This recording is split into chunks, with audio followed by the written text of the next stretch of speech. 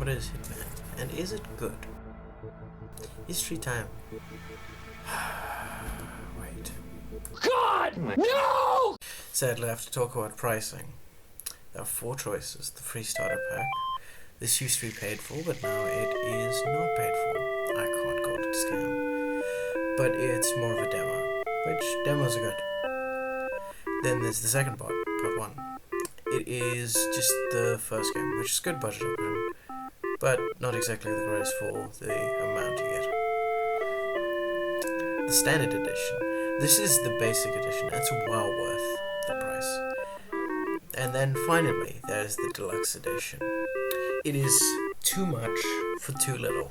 It's too much of a price increase from the standard edition, but if you really like the standard edition, I would advise that you get it on a good sale. Alright, back to the actual video. The history of IO Interactive is a game company developed and published in Copenhagen.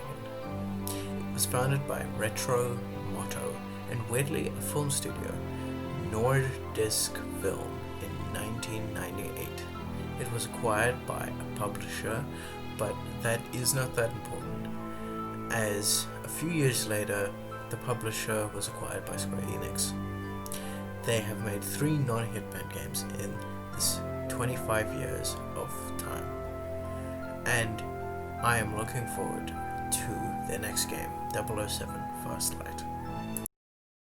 All the missions in the game are almost split into 3 phases. You start with the setup phase. You grab random stuff and disguises. In phase 2, you actually hit the man and prepare for the 3rd phase. And then, for the 3rd phase, you run the hell out of there.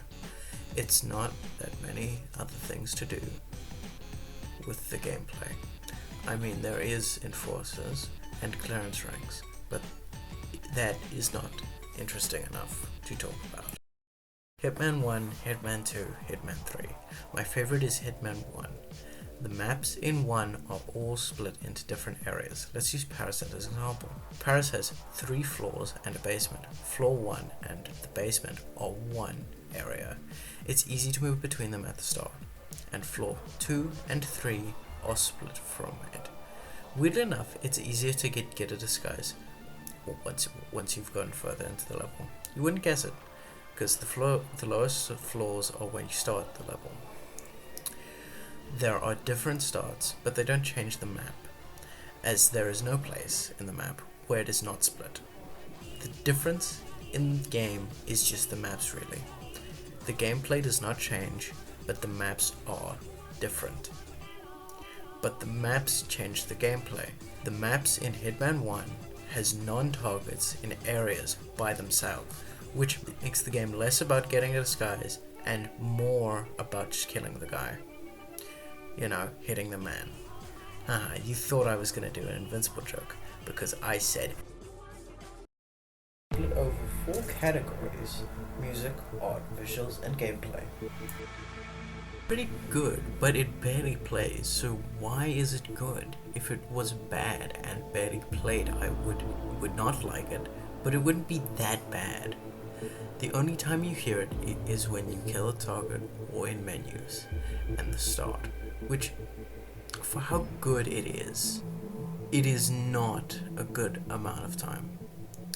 I like the enduring end of mission and kill music, 8.9 out of 10. Art style is realistic, which I'm not too much of a fan of, art style wise, but realistic art styles can be good with good art direction and designs. Oh wait, that's also realistic. Well, I don't know what I'm going to talk about, besides that it is a 5 out of 10, which means there's nothing that makes it good, but nothing that makes it bad. Sounds are all superb. The gun sounds are amazing, and I love the dialogue that happens when an NPC sees you do something pretty odd. Listen, you're gonna end up getting hurt sneaking around like that, mister. It really makes the world feel alive. The fire and water visuals effects are also great. This one can't be better, 10 out of 10.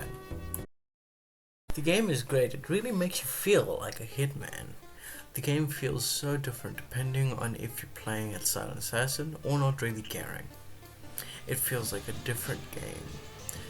The gameplay is enjoyable and it rewards creative kills practically, though the best way is to just shoot a poisoned person, sadly, which is kind of bad, but not the worst. If you tried, you could make it worse. Also, the difficulty in combat is very well balanced, as going in guns blazing is more difficult than going in silent, but it is possible, which makes it so when you mess up, you can easily win that fight. And to remove combat, being hunted, or being compromised, you can just change disguises. To lose those statuses, making you able to come back in seconds, it is forgiving, and difficult game design can be good, but if it's not fun, why bother? 9.9 out of 10, so close to the best score possible. The game overall is one of my favorite of all time. Now, if there was some sort of automaticity, the game would be much higher, but this is the type of game where it's fine to have a realistic style. The game, if you're a nerd, is a 33.8 out of 40, and divided by 4, then it's a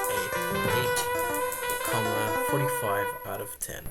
But if you're cool, it's 12 non-targets out of 16 god kills. Alright, bye guy.